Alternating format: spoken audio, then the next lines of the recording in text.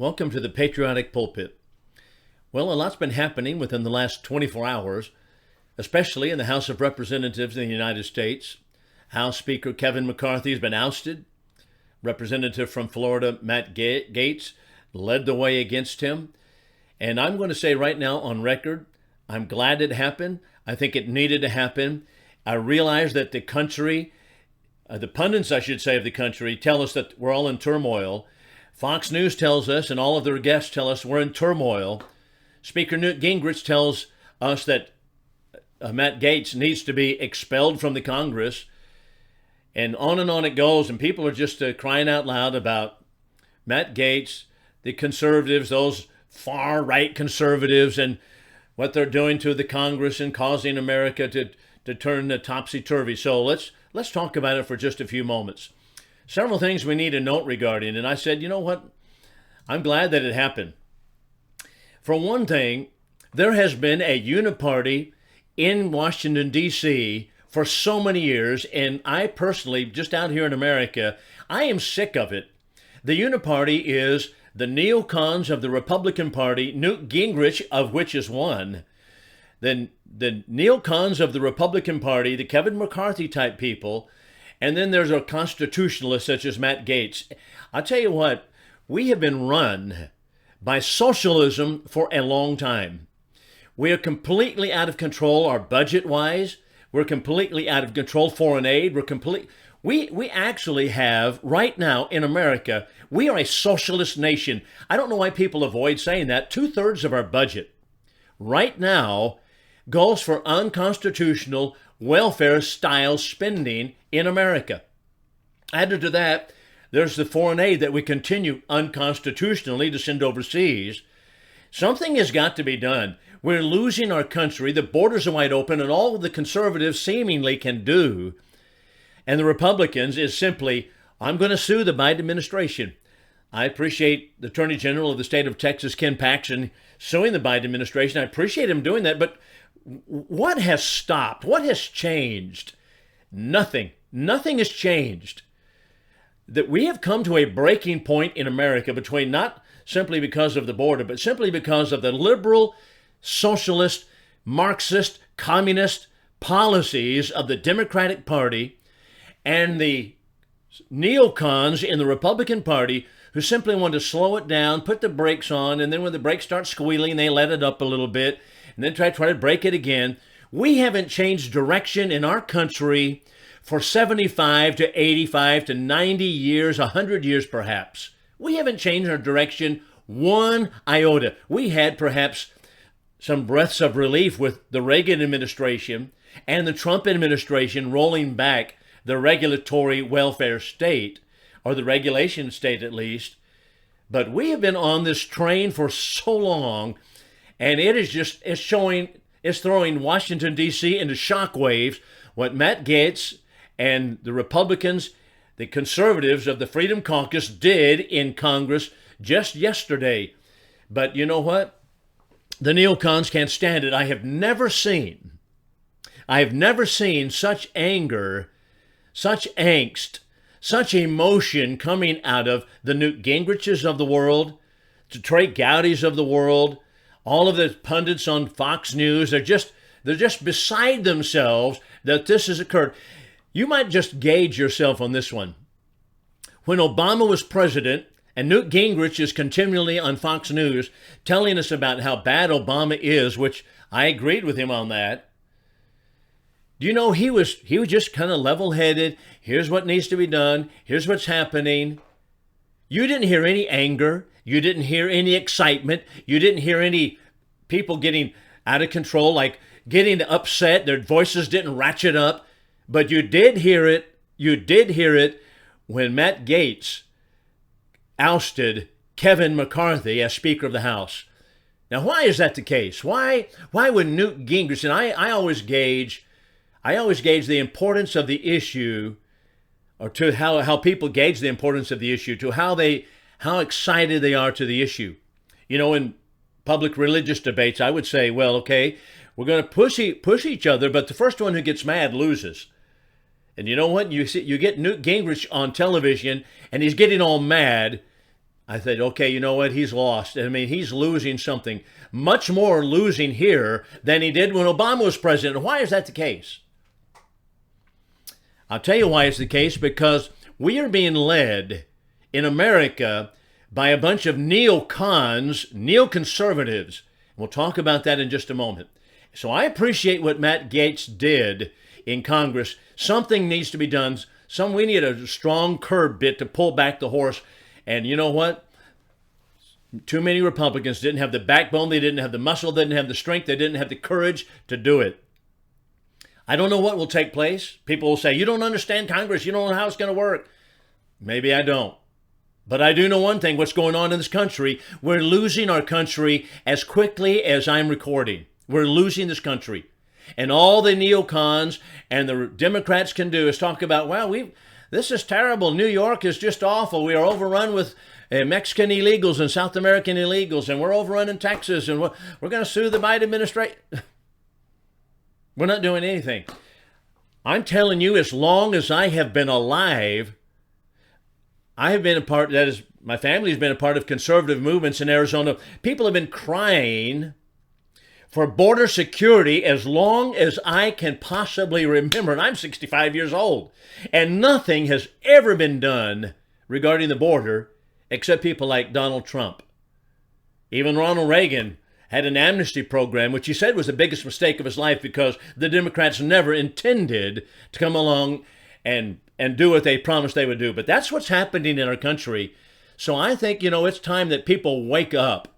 And I appreciate Matt Gaetz. I'm going to talk about neoconservatism in just a moment. How is it? What is a neocon? Why is it that there's a uniparty? What does that mean? Because the real divide in Washington, D.C. and in this country is not Republican and Democrat. It is between socialists and constitutionalists. And that's what's happening. And the neocons are soft socialists, and that's all they are. We'll be back in just a few moments. Welcome back. We're talking about neoconservatism. Started off talking about what took place in Congress and the House of Representatives yesterday regarding Matt Gaetz and ousting Kevin McCarthy as Speaker of the House. And everybody's wringing their hands. That is, this has never been done before, and we're just in a mess, and we better get something started. You know what? The country's already in a mess. We're losing our country already. And you know what? I'm thankful for Matt Gaetz and the Republicans who stood up. Oh, I know they joined with the Democrats. You know what? Newt Gingrich, by the way, let me just say this. Newt Gingrich has been all over the news. He's been writing editorials. He's on Fox News, and he's wringing his hands, and he's getting excited, saying Matt Gaetz needs to be expelled and all that kind of thing. And he says, you know what? The Republicans, these far-right Republicans, are joining in with the Democrats. You know what? Let's stop for a moment and back up. I remember many years ago, I preached the gospel of Jesus Christ in the pulpits of the churches of Christ. And I remember many years ago in Alabama, when I had moved from Arizona to Alabama, I found out that, well, there are such things as dry counties, that is counties that don't have liquor, that they don't sell liquor. And I was shocked because I grew up in Chandler, Arizona, and that's all that, I grew up on Saturday mornings where I would go to town and I'd see drunk Indians on the sidewalk. I mean, right off the reservation. I thought everybody had alcohol. And so when I got to Alabama, and one person told me this, and I'll never forget it. He said, you know what? There's one issue that the bootleggers and the preachers join hands on, and that is keep alcohol illegal. They join hands. The bootleggers, the ones who are making the alcohol, and the preachers join hands. But I guarantee you this, not for the same reason, not because they're on the same page, not for the same purpose. Preachers are against the selling of alcohol because it's destructive, and the Bible teaches against it. Proverbs chapter 20 and verse 1 among other passages. The bootleggers don't want legalized alcohol either because they were making money because the stores were not selling it, so they're making a lot of money. So I learned right there that, okay, you can say that preachers and bootleggers are on the same page, but that doesn't mean really they're on the same page. They might be on the same side of an issue, but that doesn't mean they're on the same side. It's the same thing with the so-called far-right Republicans in Congress, such as Matt Gaetz, and the Democrats. The Democrats, Newt Gingrich says, well, they're on the same page. They joined hands with the Democrats. Well, not really. They might be, both of them, wanting to oust Kevin McCarthy, but not for the same reason. Not for the same reason. So we need to note that the Democrats are basically Marxist party today, and they don't want anything less than a Marxist as Speaker of the House. Matt Gaetz wanted someone who's a constitutionalist and one who doesn't lie to Congress and doesn't try to continue to pass these continuing resolutions, all of those stopgap measure bills and the omnibus bills in which we continue to fund unconstitutional programs on the backs of us American people. And those are two different reasons why the Democrats and Matt Gaetz were against Kevin McCarthy. But I've accused many of the Republicans, and perhaps most of the Republicans right now in Congress, of being neocons. What's a neocon? What is a neocon?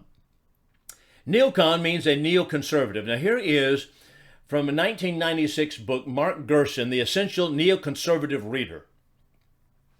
He says the neoconservatives have so changed conservatism that what we now identify as conservatism is largely once was neoconservatism. And in so doing, they have defined the way that vast numbers of Americans view their economy, their polity, and their society. Now, there's an honest statement. They've changed the definitions, neoconservatism. That's the Neoconservative Reader by Mark Gerson. So what are the neoconservative roots? And is Newt Gingrich one? I say he is, and we'll see why that's the case in just a moment. What are the neocon roots? Well, they begin with none less than Leon Trotsky, 1927. He and Stalin were partners, and Leon Trotsky, partners in communism, had a falling out because Trotsky didn't want to go along with the head-cracking schemes that Stalin wanted. So they had a falling out because Stalin was absolutely heavy-handed. Trotsky fled to Mexico, and so he was forced into exile. Now, does that mean that Leon Trotsky and Stalin, both of these individuals, were on different pages politically, that they wanted a different type of government? Absolutely not. They wanted the same government, but they wanted to get to it from a different method. Stalin wanted the head-cracking scheme. He wanted to do it by force and by fist, iron will. Trotsky wanted it to be imposed not by brutality, but by legislation and more peaceably. So he preferred to do it that way.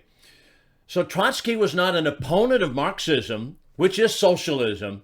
He was only opposed to that hard-handed, heavy-handed, head-cracking scheme that was brought to the movement by Lenin and Stalin. So Trotsky fled to Mexico, and Stalin had him murdered in 1940.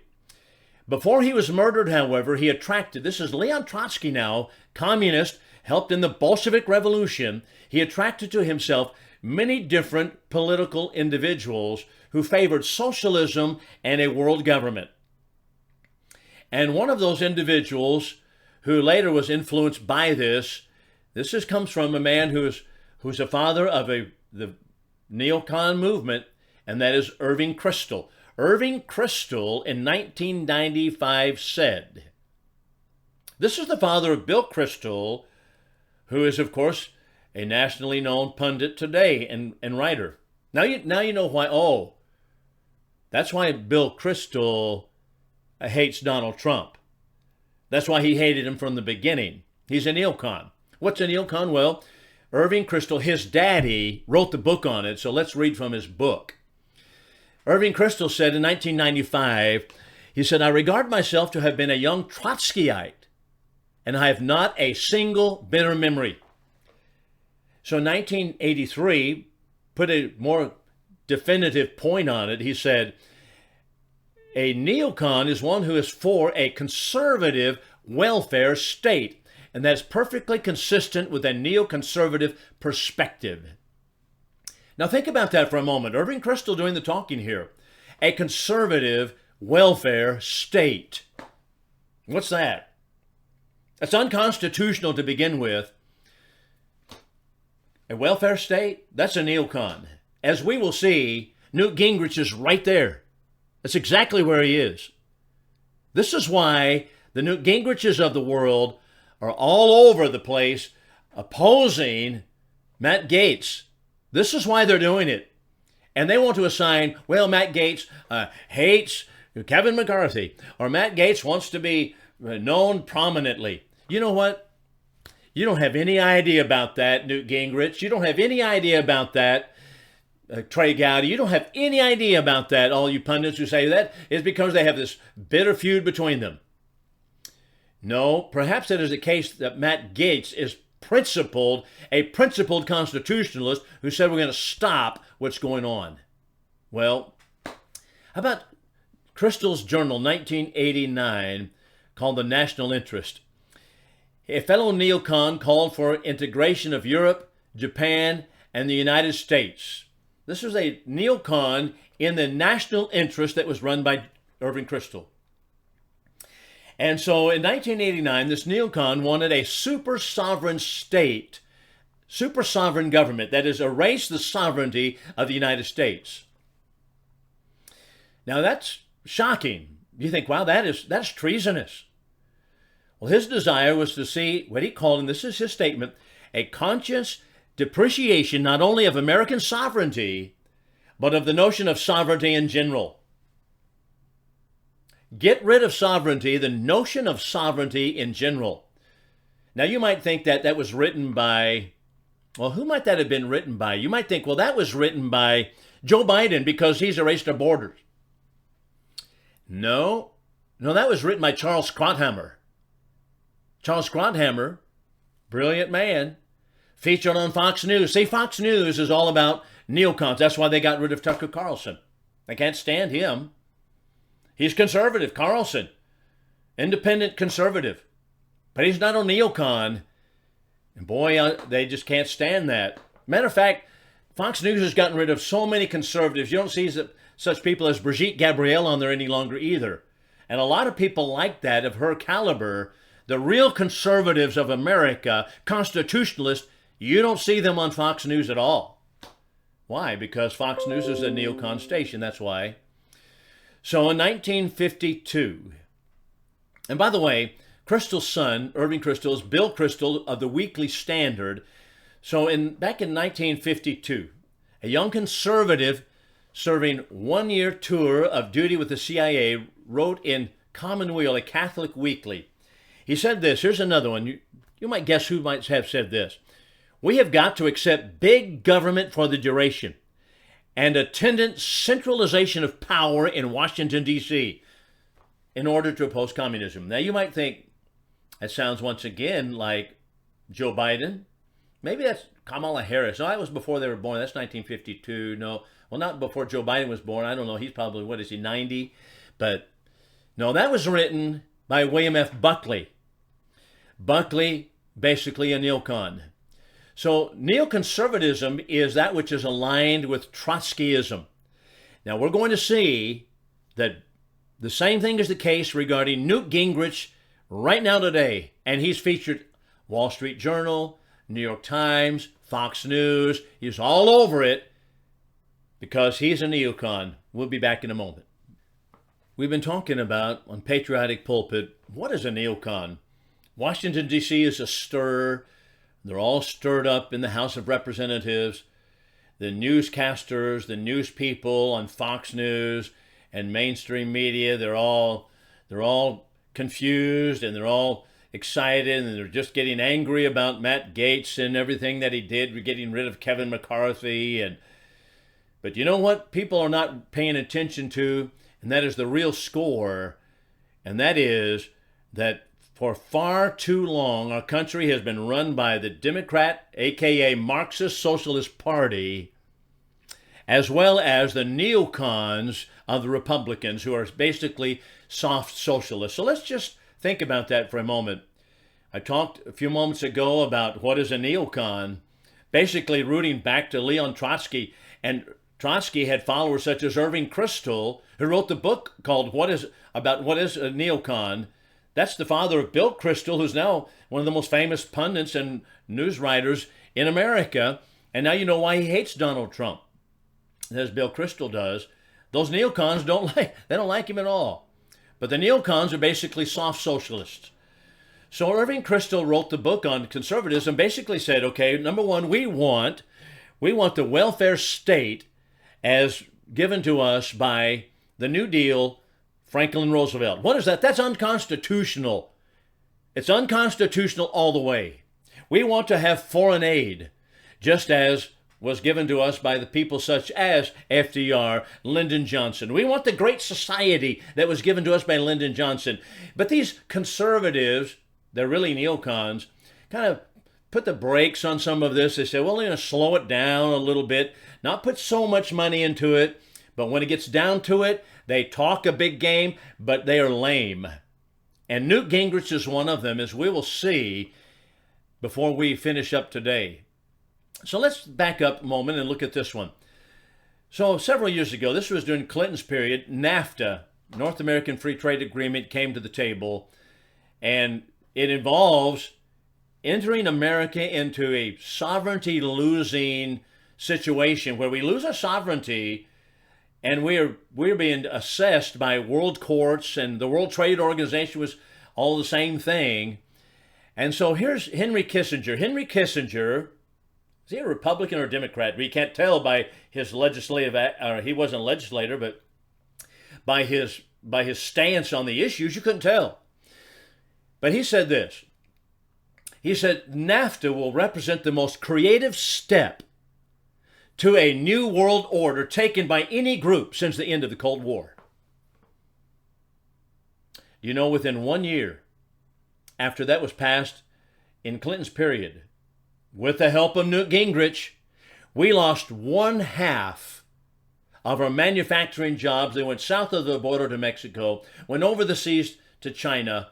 We helped China build up their entire country because we allowed that manufacturing to go, and it was engineered by such people as Henry Kissinger, a neocon to be sure, that is a socialist of the Republican Party, and Newt Gingrich, a socialist of the Republican Party also, in the House of Representatives at the time.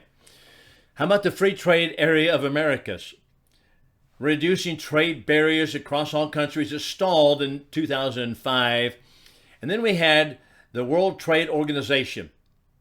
Now I want you to listen to this statement, and I want you to assess it, just like you would in a debate, just like, okay, doesn't matter who said this, I'll tell you who said it in a moment.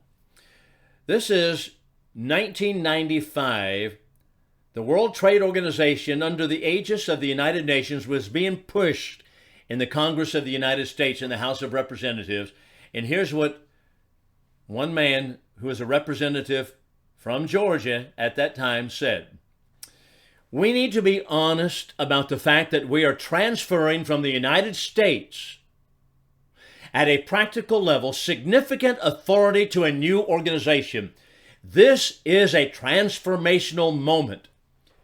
I would feel better, he said, if the people who favor this would be honest about the scale of the danger. WTO, transferring sovereignty, transformational moment, danger to America, warning flag. Who do you suppose said that? That's right, Newt Gingrich did. The same man who voted for it later. World government, here we are. Now you know why Newt Gingrich doesn't care for Matt Gaetz. Now you know why Newt Gingrich is so popular on Fox News, because he's a neocon. He wants transformational moments where we have a world government. He wants to have socialism, the New Deal, as we will see in a moment. All of that Newt Gingrich is absolutely for. That's what this is all about. So let's talk about some of this for just a few moments regarding Newt Gingrich. So Newt Gingrich is in favor of so many different things that are basically world government oriented, such as the NAFTA, the GATT, the World Trade Organization. He wanted to make it a global leviathan. But all of these things are just a part of the problem with Newt Gingrich. Newt Gingrich said when he got to Congress, he said, the people have spoken. The people don't want world government. They don't want these world trade organizations, but he engineered them right through Congress. He had to fast track the WTO in Congress, even though he said, we've got to hurry up and get it done, even though it had been being worked on since 1947 by the socialist plotters of the United Nations. But all of a sudden, Gingrich gets in there. He's the Speaker of the House at his time during Clinton's period, 1994, and he says we've got to hurry it on through. Absurd. The General Agreement of Tariffs and Trade, also another step in globalist order, was 26,000 pages. No member of Congress was able to read it. But Gingrich promised to make all bills and documents accessible to the American people, but we never had them. And who's going to read 26,000 pages of it anyway? And if it was simply to remove the barriers of trade and help American workers, why 26,000 pages? How about the Clinton health care program? You know, Hillary Clinton wanted to have government health care. It was deserved to be kicked out of the House because it was socialism, government health care from the beginning. Costly, bureaucratic, socialistic nightmare. But did Gingrich get rid of that? No, he did not. So think about his rhetoric and the reality for just a moment. So many other conservatives have been gulled into embracing GATT under the false banner of free trade. And Newt Gingrich's role in promoting NAFTA and GATT, as seen by so many people, is recognized as really not conservative at all. His rhetoric, however, on the one hand, is fierce. Boy, he's just like, okay, I'm going to be tough about this, and I'm going to talk about it. But, for example, he once denounced Robert Dole, who was another neocon, denounced Robert Dole, the Republican chairman of the Senate Finance Committee during his period, as the tax collector for the welfare state. Now, that's Newt Gingrich's wording regarding Robert Dole. He labeled all official Washington a large, open conspiracy to take away the money and freedom of the citizens of this country. All right, that's Newt Gingrich talking. But as you see, they can roar loudly when they're talking to the people, but when they get into Congress, they purr as a little pussycat, and that's all they did there. So, over and over and again, he denounced big government, socialism, high taxes, deficits, welfare, bureaucracy, the counterculture. But were his actions commensurate with his words? Not at all. Since entering Congress, Gingrich repeatedly voted for big government, deficit spending, welfare, foreign aid, regulatory intervention, socialism. He repeatedly voted to send the United States taxpayer dollars to communist countries, grant communist tyranny such as Red China, Soviet Union, the most favored nation trade status. By the way, we're right now in a lot of trouble. Everybody's talking about, besides what's happened in the House of Representatives, talking about, well, Red China, boy, that's a big danger. I wonder how they got to be that way. They got to be that way because of the Newt Gingriches of the world who pushed through Congress the idea to give them the most favored nation status in America. And that meant something legislatively, and that at the same time, we engineered the kicking out of Taiwan out of the United Nations. We didn't want them. And yet we say, well, they're our friends, we're going to defend Taiwan against Red China. No, we've helped build up Red China. That's what Newt Gingrich is about. And so he repeatedly voted to send United States taxpayer dollars to communist countries such as Red China, Soviet Union, and give them the most favored nation trade status, demanding trade sanctions against South Africa. What happened in South Africa when they gave trade sanctions? Well, that was called for by Nelson Mandela. Let's see. Nelson Mandela was a communist, a member of the African National Congress, which was a communist organization, wanted America to stop any kind of trade relation, want to have trade sanctions against South Africa. And that was called for by the Communist Party, Nelson Mandela leading it. Newt Gingrich fell in line with that. And so he cut the throat of South Africa, and today South Africa is under communist rule. That's what's going on. You see, these people on foreign policy, no. This is why I oppose Nikki Haley. She's the same way. How about welfare madness? Let's talk about Gingrich and welfare. During 16 years of Congress, he inveighed vociferously against the evils of the New Deal, Great Society welfare state. Opposite of what I've said here. But what did he vote like? Every vote he took, he voted for every kind of welfare program imaginable for the elderly, for the children, for the homeless, for the businessmen, for the farmers, for the bankers, for left-wing broadcasters. Those votes include March 1991. This is March 21. He voted for $30 billion to begin the unconstitutional bailout of federal savings and loan institutions. Constitutional man? No, not at all. June 26, 1991. He voted for $52.6 billion for agricultural programs, subsidies, food stamps. Constitutional? Not at all. That's right. That's FDR's New Deal. That's Lyndon Johnson's Great Society. That's Newt Gingrich. October 5th, 1992, he voted for $66.5 billion for housing and community development. Constitutional? Not on your bottom dollar, it's not. September 22, 1994, he voted $250 billion in appropriations for the Departments of Labor, HHS, and Education. Constitutional? Ask the question. That's to answer the question, isn't it? How about his Contract for America? Budget busting. Contract for America is all about we're going to rein in Congress and we're going to rein in the debt. Raising the debt ceiling would have been necessary, of course, when he voted for in Congress. So his votes were against, actually, a frugal government. They include December 21, we've got them right here, 1987. He voted $603.9 billion for 13 regular appropriation bills larded with many wasteful, extravagant, unconstitutional items. It passed by one vote. Newt Gingrich was right there with it.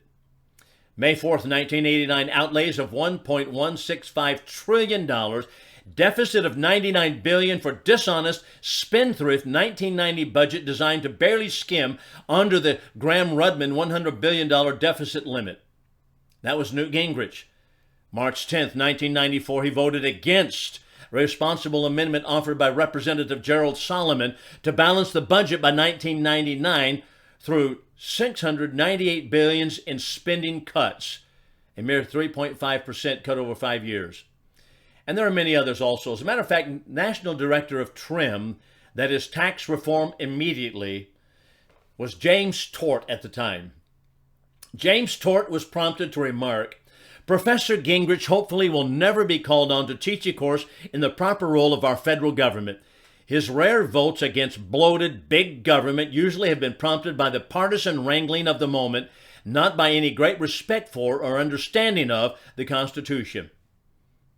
Exactly so. How about foreign aid? How about the tight-fisted Newt Gingrich on foreign aid? What was his stand there? Well, let's think about it for just a moment. By the way, is there anything constitutional about foreign aid? No, not on your bottom dollar. No, nothing at all about foreign aid. We don't have constitutional authority to send $1 overseas to another country. That's my tax money. We don't have authority to do it.